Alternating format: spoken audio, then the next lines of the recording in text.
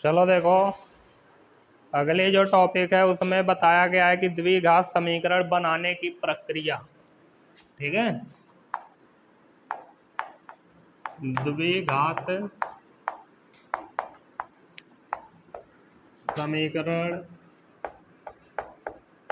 बनाने की प्रक्रिया। ठीक है, मतलब अब तक जब सवाल हल कर रहे थे पीछे एक्सरसाइज में, तो द्विघात समीकरण बने बनाए थे, बस हल कर देना था। हल भी कहाँ करने वाले थे, बस चेक करने वाले थे। अब क्या करना है कि बीच में से एक एक्सरसाइज हमको लगता है गायब किया है। ठीक है ना, मतलब एक एक्सरसाइज काट के निकाल दिया है। पहले इसके पहले एक्सरसाइज रहती थी, उसमें क्या किया जाता था, द्विघात समीकरण बना के दिए रहते थे, उनको हल करना रहता था। ठीक है ना, लेकिन बहुपद वाले चैप्टर में हम द्विघातीय बहुपद को हल करके उनके शून्यक निकाल के आए हैं।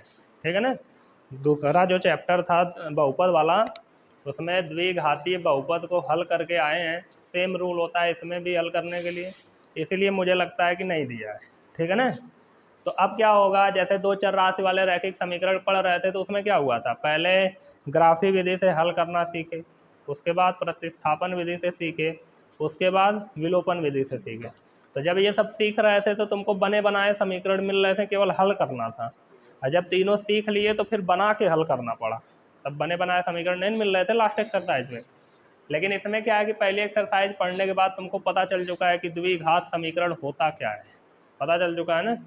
तो अब वो नहीं, द्विघात समीकरण को डायरेक्ट ना देके तुमको बनाना पड़ेगा। क्वेश्चन में डायरेक्ट नहीं दिया रहेगा, तुमको क्या करना होगा, बनाना होगा, और बनाने के बाद फिर हल करना होगा। ठीक है, तो अभी जो इसके बाद वाली एक्सरसाइज है उसमें केवल बनाना है, फिर उसके बाद जो एक्सरसाइज मिलेगी उसमें हल भी करना होगा। ठीक है ना, तो अब जो दूसरी एक्सरसाइज है 4.2, उसमें बस समीकरण बना बना के छोड़ देने हैं। अब समीकरण बनाने के लिए हम लोग क्या करते थे, जो पूछा रहता था उसको मान लेते थे। ठीक है ना, इसके पहले वाले चैप्टर में दो चर हमको मानने पड़ते थे, x और y। इसमें क्या है, इसमें तुम एक चर ही मान के बना सकते हो समीकरण को, अगर नहीं बनता है तब दो चर मानो, लेकिन बनेगा द्विघात समीकरण ही। अगर एक चर में समीकरण नहीं बना पा रहे हो तब दो चर मानना। ठीक है ना, लेकिन लास्ट में जो द्विघात समीकरण बन के आएगा उसमें दो चर ही, एक चर ही रहेगा। भले दो चर मान रहे हो, लेकिन लास्ट में जो समीकरण बनेगा उसमें कितने चर रहेंगे, एक ही रहेंगे। ठीक है ना, तो ये सब ध्यान रखते हुए चलो एक बनाते हैं। ठीक है, कई टाइप के इसमें क्वेश्चन मिलेंगे, इसका कोई रूल नहीं है कि मैं लिखवाऊंगा, बस दिमाग में रखो कि जो पूछा है वो मान लो, फिर जो जो बोल रहा है वो कर दो, तो समीकरण बन जाएगा। ठीक है, अब देखो जैसे पहला क्वेश्चन क्या कह रहा है, इसमें देखो कोई रूल नहीं है। ठीक है, एग्जाम्पल से ही समझा जा सकता है, तो मैं डायरेक्ट एक्सरसाइज का पहला क्वेश्चन उठा रहा हूँ, समझना ध्यान से।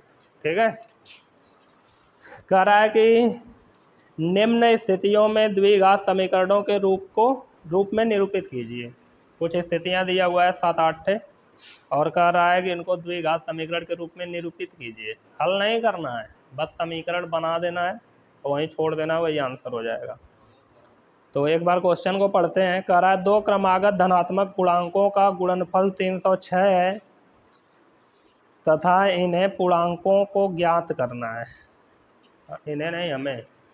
ठीक है ना, दो क्रमागत पूर्णांकों, धन पूर्णांकों का गुणनफल कितना है, 306 है, तो हमें इन पूर्णांकों को क्या करना है, ज्ञात करना है। ठीक है, पूर्णांकों का योगफल गुणनफल 6 है और 306 है, तो इनको ज्ञात करना है। किनको ज्ञात करना है, पूर्णांकों को ज्ञात करना है। तो मैं बोला था जो पूछेगा वही मानना है, पूछेगा वही क्या करना है। इसमें भी दो चीज़ें पूछेगा, दो क्रमागत धन पूर्णांक है ना, क्वेश्चन पढ़ो, दो क्रमागत धन पूर्णांक है ना, दोनों पूछ रहा है। तो हम एक तो मानेंगे x। ठीक है ना, माना पहला क्रमागत धन पूर्णांक इक्वल टू x, माना पहला क्रमागत धन पूर्णांक इक्वल टू x। तो दूसरा क्या होगा, तब दूसरा क्रमागत धन पूर्णांक। अब देखो यहाँ बहुत लोग गलत हो जाएंगे, ठीक है ना। कुछ लोग तो y मान लेंगे, y मान के भी किया जा सकता है, लेकिन जब जरूरी हो तभी मानो। y मानने से क्वेश्चन का समीकरण बनाने में थोड़ा ज़्यादा मेहनत लगेगी, ठीक है ना। तो कोशिश करो कि एक से ही बन जाए, जल्दी से बनेगा, ठीक है, और आसानी से भी बनेगा। इसमें बोल रहा है क्रमागत धन पूर्णांक। अब धन पूर्णांक देखो 0 से शुरू होता है, ठीक है ना, उसके उल्टा जाओगे तो -1 -2 आएगा, और इधर आ जाओगे तो 0 के बाद 1 2 3 4 5 जहाँ मन तहाँ तक चले जाओ, इनफाइनाइट तक, ठीक है। तो क्रमागत धन पूर्णांक, जैसे मैं लिख दूँ 25, तो ये क्या है, धन पूर्णांक ही है ना। अब क्रमागत लेना है, मतलब 25 लिख दिया तो इसके बाद वाला ही लेना है, इसके पहले वाला या इससे 10 अंक बाद वाला नहीं लेना है। क्रमागत बोला है ना, तो क्रम से आने वाला लेना है। तो क्रम से 25 के बाद कौन आता है, तो ये दोनों हमारे 25 और 26 क्रमागत धन पूर्णांक हुए, क्योंकि क्रम से आएंगे। 25 के बाद क्या आएगा, 26। तो 25 तो मुझे पता था पहले से, 26 कैसे पता चला, इसे में एक जोड़ लिया, अगला पता चल गया।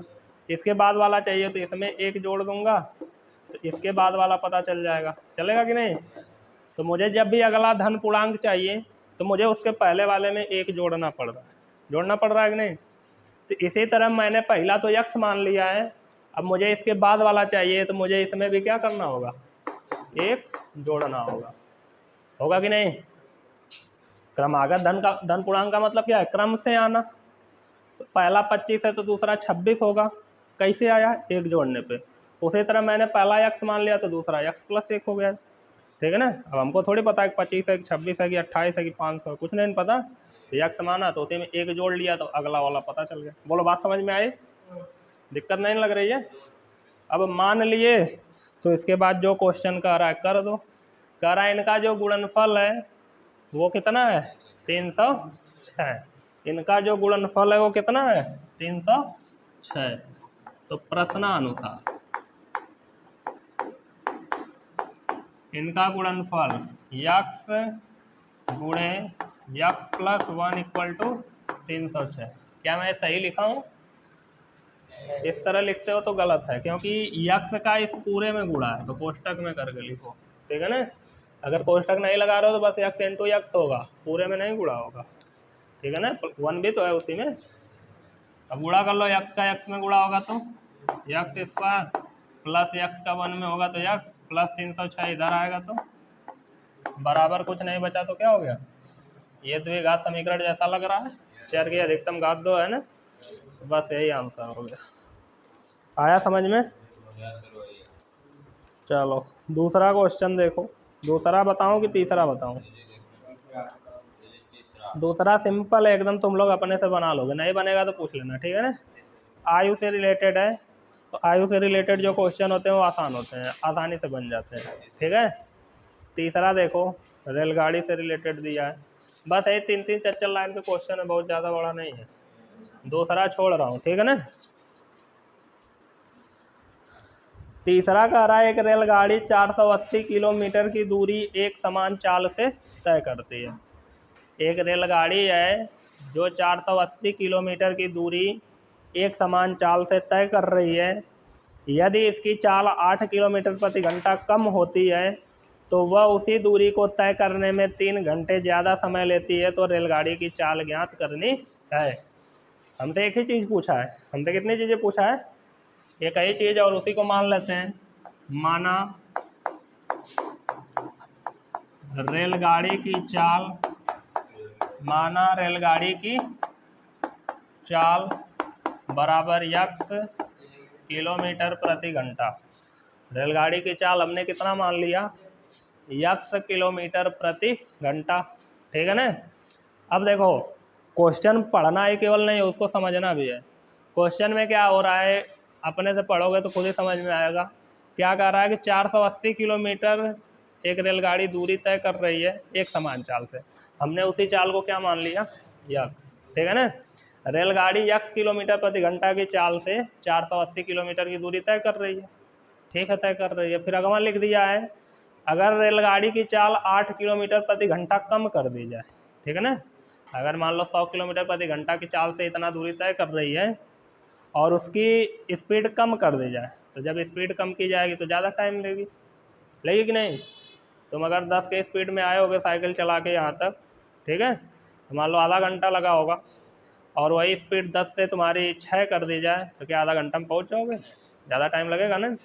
तो उसी तरह रेलगाड़ी की भी स्पीड कम कर दी जा रही है 8 किलोमीटर प्रति घंटा। तो जैसे ही स्पीड कम की जा रही है तो उसने कितना टाइम ज़्यादा लिया? 3 घंटा।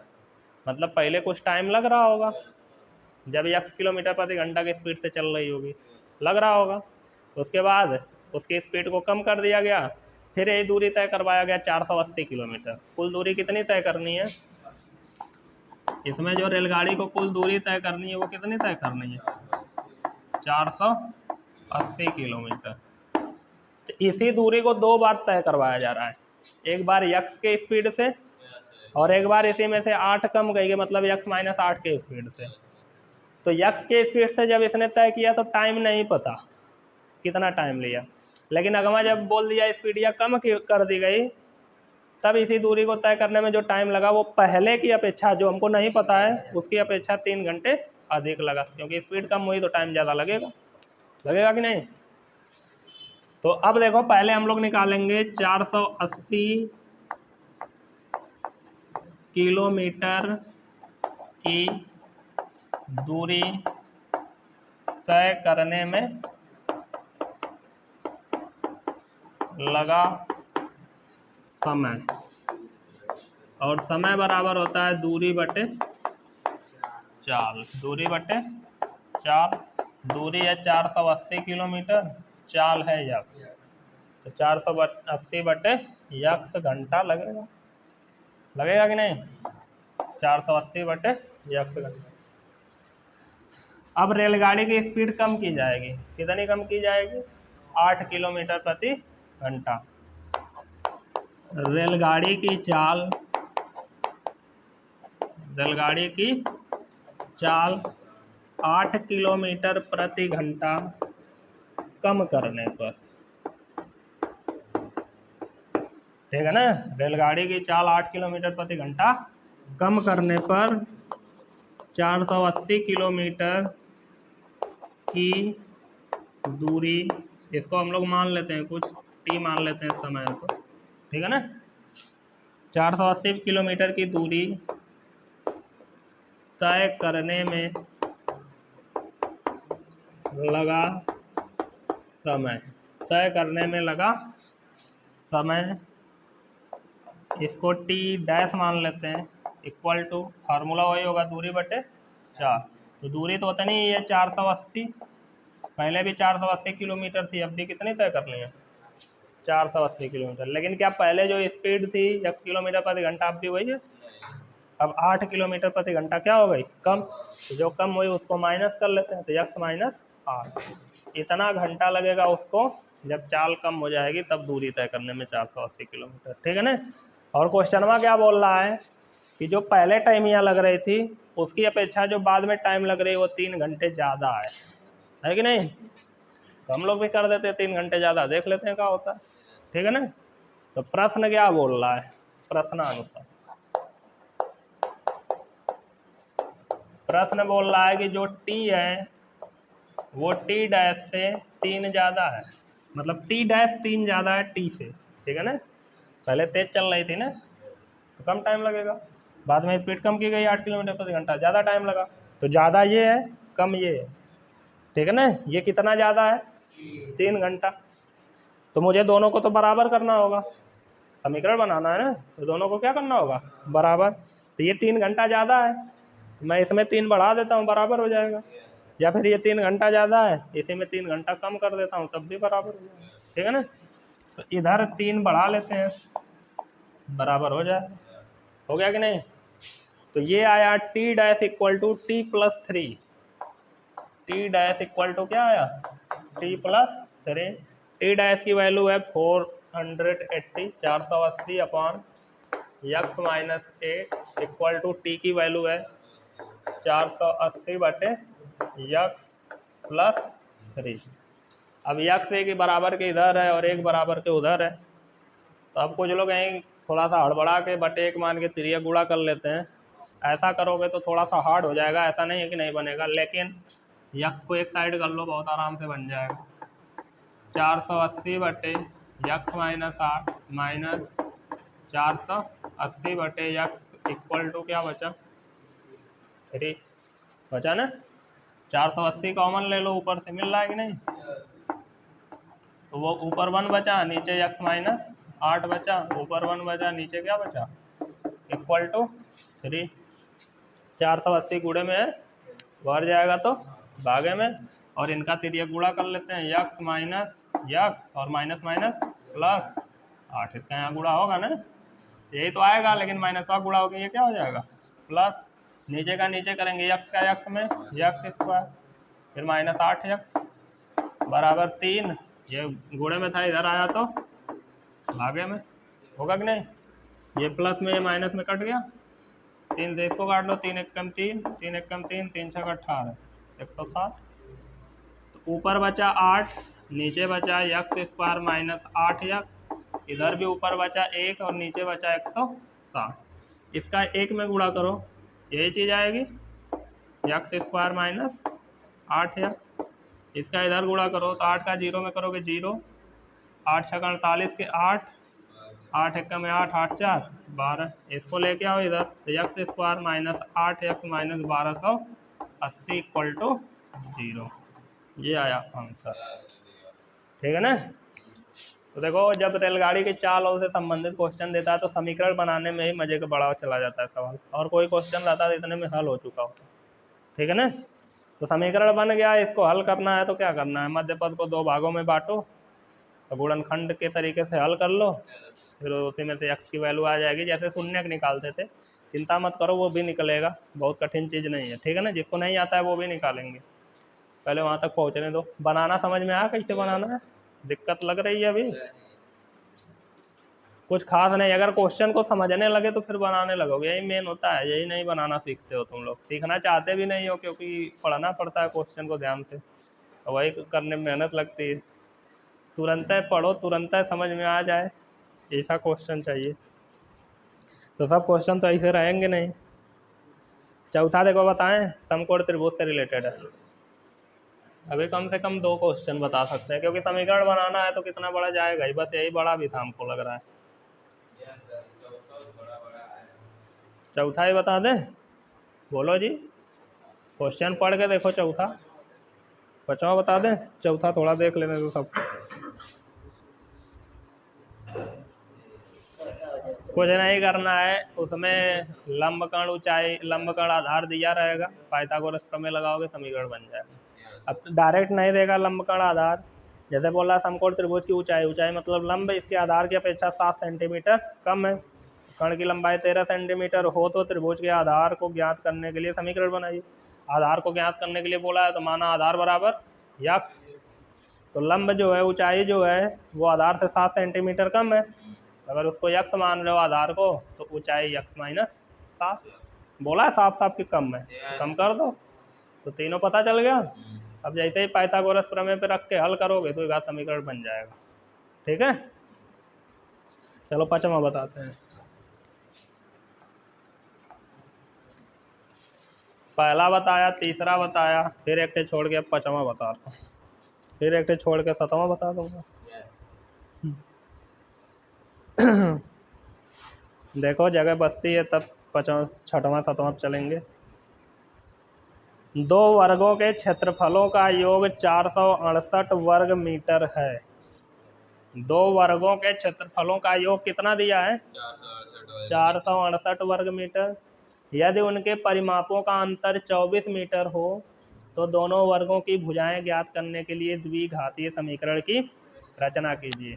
अब देखो, इसमें वर्ग की बात किया है और 2 वर्ग हैं। ठीक है ना, कितने वर्ग हैं, 2 वर्ग, इसमें कोई दिक्कत है क्या, 2 वर्ग है ना। तो जब 2 वर्ग हैं तो दोनों के क्षेत्रफलों के वर्गों का योग दिया है, दिया ना, नहीं, क्षेत्रफलों का योग दिया है, और उन्हीं के परिमापों का अंतर भी दिया है। तो अब यहाँ एक चर में भी इसको लगा सकते हो, लेकिन एक चर में थोड़ा समझने में ज़्यादा बुद्धि लगानी पड़ेगी। दो चर में भी लगा सकते हो। एक चर में लगाओगे तो छोटे में लगेगा, दो चर में लगाओगे तो बड़े में लगेगा, लेकिन दो चर में समझने में आसानी होगी। अब कौन सा समझना चाहते हो तुम लोग बताओ? दो चर वाला। चलो, इसमें दो वर्ग हैं, ठीक है ना। दोनों वर्ग के क्षेत्रफल और परिमाप की बात किया है, तो क्षेत्रफल और परिमाप का सूत्र भी पता होना चाहिए। वर्ग का क्षेत्रफल होता है भुजा का स्क्वायर और परिमाप होता है 4 गुणे भुजा, मतलब दोनों उनका भुजा पता होनी चाहिए, ठीक है ना। उसी को पूछा भी है, ठीक है ना। क्या करा है, दोनों वर्गों की भुजाएं ज्ञात करने के लिए, तो भुजाओं को ही पूछा है। तो मान लेते हैं, माना पहले वर्ग की भुजा, पहले वर्ग की भुजा बराबर x मीटर, ठीक है ना। और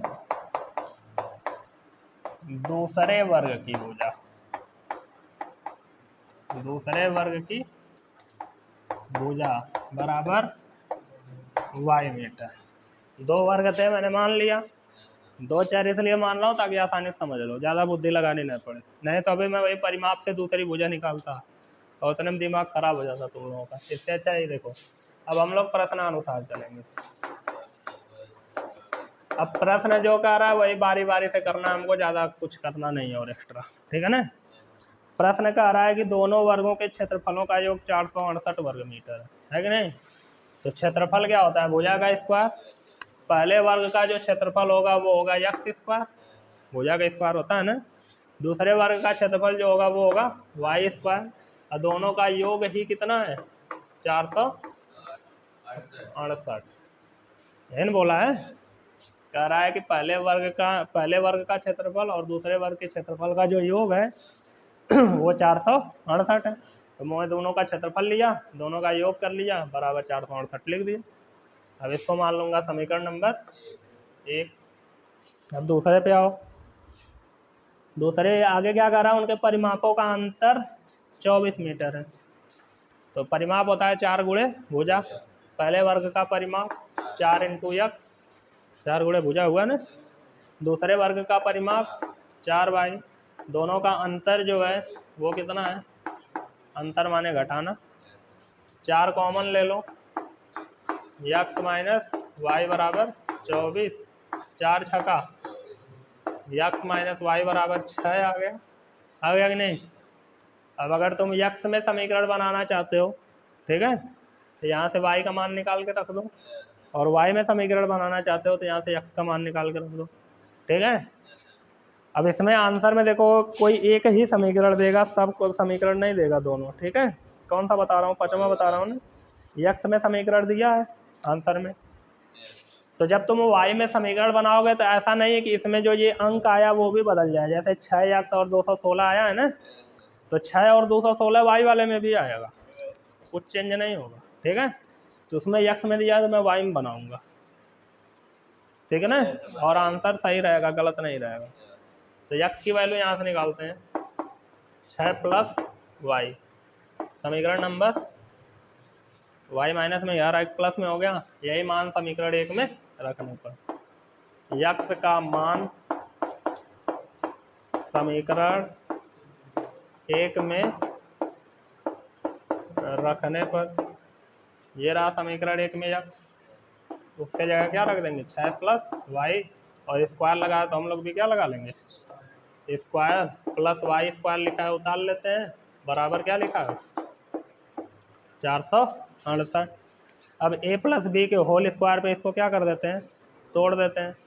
तो a प्लस बी का होल स्क्वायर क्या होता है, a square plus B square plus 2ab। a की जगह 6, 6 का स्क्वायर क्या हो जाएगा, प्लस b का square Y square plus 2ab, तो 2 इंटू 6 डायरेक्ट करते हैं, 2 छक्का 12 वाई होगा कि नहीं, प्लस ये वाई स्क्वायर उतार लेते हैं, ये प्लस में इधर आएगा तो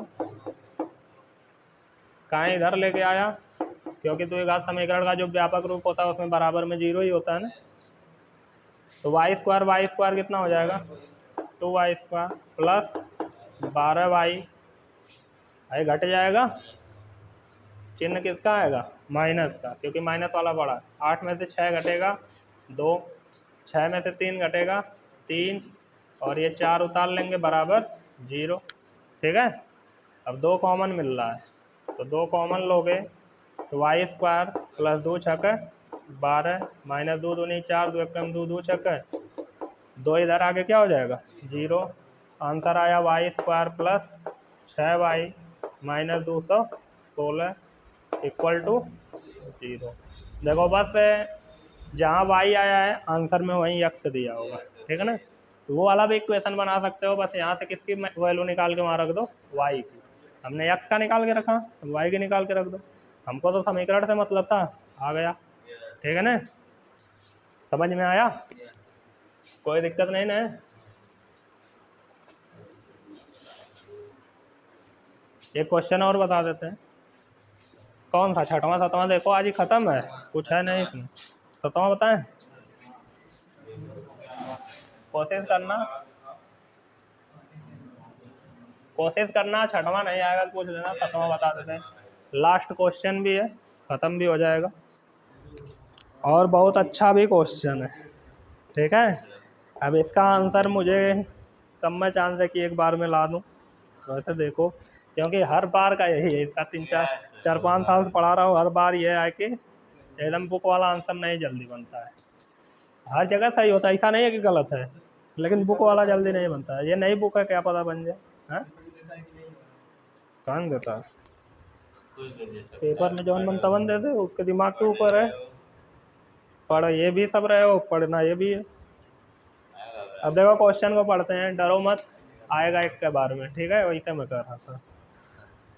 2 पानी की टोटियां एक साथ एक टैंक को 9 सही 3/8 घंटे में भर सकती हैं।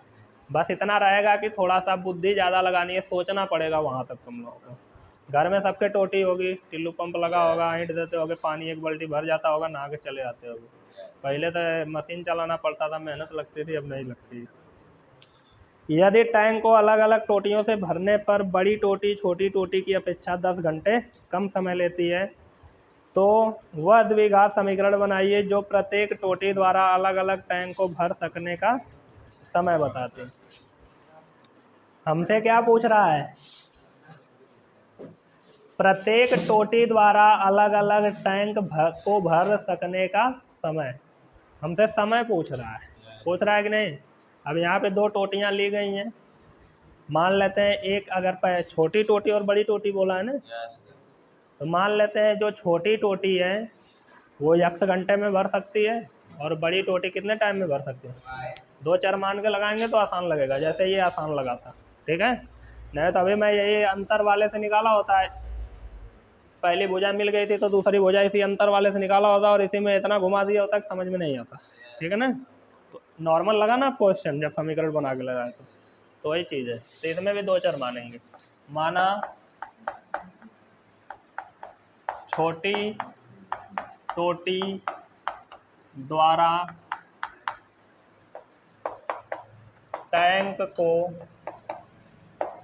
भरने में लगा समय बराबर x घंटा, घंटा नहीं लिख पाए, और बड़ी टोटी, ठीक है ना, बड़ी टोटी द्वारा टैंक को भरने में लगा समय बराबर y घंटा, ये भी घंटे में ही लिखा है। ठीक है, तो छोटी टोटी x घंटा ले रही है, और बड़ी टोटी, बताओ x ज़्यादा है कि y ज़्यादा है। y ज़्यादा है, वो टाइम है, x y क्या है, टाइम है। अगर टोटिया बड़ी रहेगी तो जल्दी से भरेगी कि देरी में भरेगी, तो टाइमिया कम लेगी ना। तो तुम लोग कहाँ कर रहे हो y ज़्यादा है, छोटकी टोटिया ज़्यादा टाइम लेगी ना, बड़की टोटिया। मतलब कौन ज़्यादा भरेगा जी? मैं पूछा हूँ x ज़्यादा है कि y ज़्यादा, यही पूछा हूँ ना। तो x क्या है, लगा समय है, टोटिया साइज ना। तो x ज़्यादा है कि y ज़्यादा है, x ज़्यादा है, क्योंकि x छोटी टोटी, और छोटी टोटी ज़्यादा समय लेगी बड़ी टोटी की अपेक्षा, लेगी कि नहीं। 2 टोटियाँ हैं, एक छोटी और एक क्या है, बड़ी। तो छोटी टोटी ज़्यादा टाइम में भरेगी ना, बड़ी टोटी कम टाइम में भरेगी। ज़्यादा नहीं ना हो रहा है, लोड ले रहे हो ना। चलो तब ठीक है। अब शुरू में आते हैं और क्वेश्चन को पढ़ना शुरू करते हैं। कह रहा है दोनों पानी की टोटियां एक साथ टैंक को 9 सही 3/8 घंटे में भर सकती हैं। कितने घंटे में भर सकती हैं? 9 सही 3/8 घंटे में। अब देखो यहीं थोड़ा सा दिक्कत होगी। टैंक का कितना हिस्सा 9 सही 3/8 घंटे में एक अकेली टोटी भरेगी, ये हमको निकालना होगा। क्योंकि देखो मैं थोड़ा समझाता हूँ तुम लोगों को। ऐसे कोई टैंक बना हुआ है, मान लो हौदी है जोने में भैंसिया खाती है, ठीक है ना। इसको भरना है, इसको क्या करना है, और इसमें दो टाइप की टोटी लग रही है। एक छोटी सी टोटी लग रही है, ये छोटी वाली है, इसमें से पानी आएगा और इसको भरेगा, ठीक है ना, ये छोटी टोटी है। और एक इसी में बड़ी वाली भी टोटी लग रही है, ये बड़ी टोटी है, इसमें से भी पानी आएगा और इस टैंक को क्या करेगा, भरेगा, ठीक है ना। दोनों मिल के जब दोनों एक साथ चालू कर दी जाती हैं तो दोनों मिल के कितना टाइम लेती हैं, 9 सही 3/8 घंटा। दोनों मिल के कितना टाइम लेती हैं, 9 सही 3/8 घंटा। अब सोचो यहाँ पे दिमाग लगाओ कि क्या अकेले टोटी को हम खोल देंगे तो वो भी 9 सही 3/8 घंटा में भर देगी, या फिर अकेले मैं बड़ी टोटी को खोल दूँ तो क्या वो 9 सही 3/8 घंटा में भर देगी? दोनों मिल के भर रही है ना।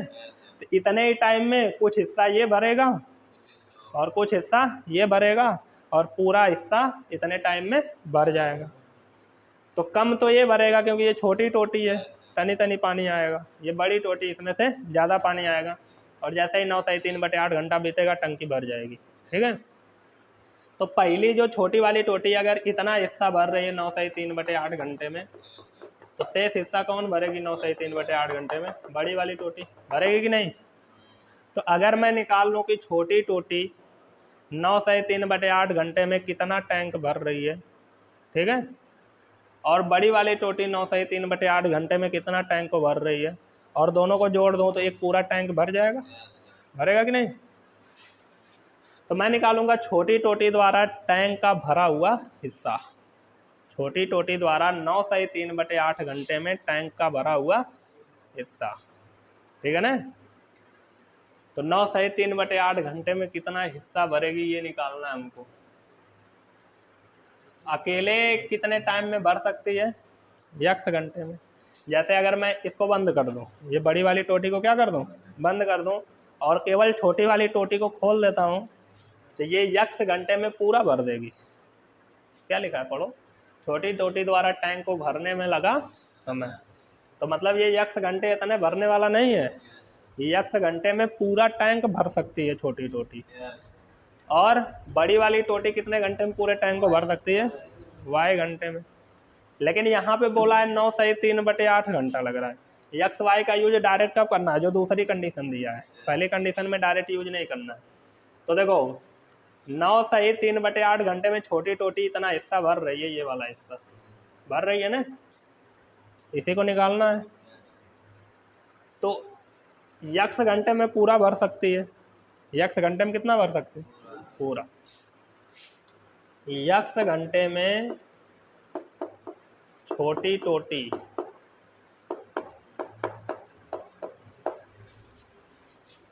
बराबर मैं लिख रहा हूं एक टैंक, मतलब x घंटे में छोटी टोटी ने पूरे एक टैंक को क्या कर दिया, भर दिया, ठीक है ना। ये ऊपर लिखा हुआ है ना पहली लाइन है, x घंटे में छोटी टोटी ने पूरे एक टैंक को क्या कर दिया, भर दिया।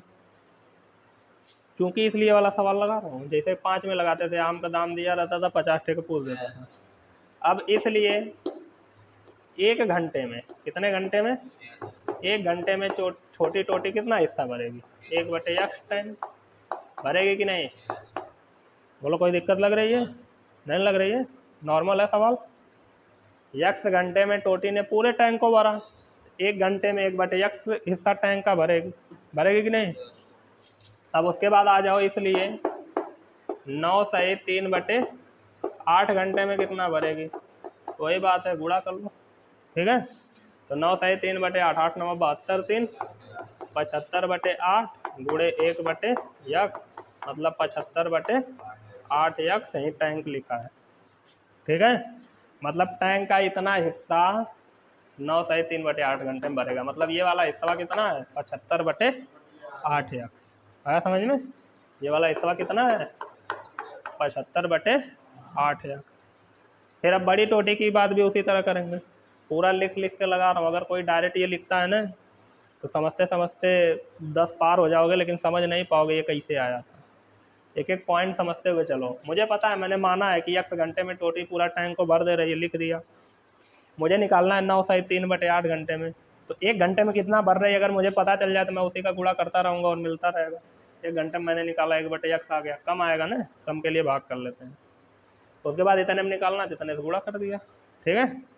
अब वही रोल सेम, क्योंकि y घंटे में बड़ी टोटी, कौन सी टोटी, बड़ी टोटी कितना टैंक भरती है, 1 टैंक भरती है कि नहीं। इसलिए 1 घंटे में कितना भरेगी 1/y टैंक भरेगी कि नहीं।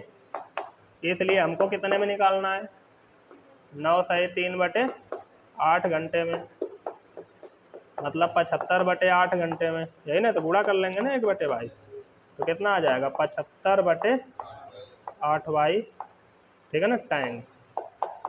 मतलब ये जो शेष हिस्सा है टैंक का जो बड़ी टोटी भर रही है वो कितना है 75/8।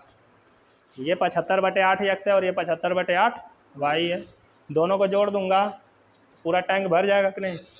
तो मुझे अब इन दोनों को क्या करना है, जोड़ना है। तो जोड़ने के लिए देखो जगह बचा के रखी गई है।